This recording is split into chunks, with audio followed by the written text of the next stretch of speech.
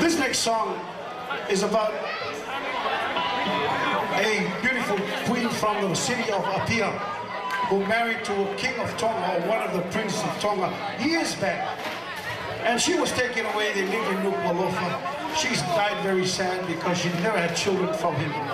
So the village of Apia composed this song. This is called Lea Whai Tūlangi. I'd like to dedicate this song to all the people from Apia, the Tauese village, Tonga Fuafua village, Vaimoso County, and all these beautiful places, okay?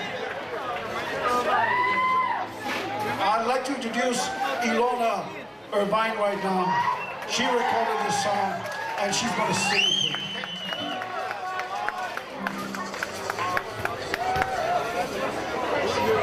Put a hand for Jerome and also the family who put everything together.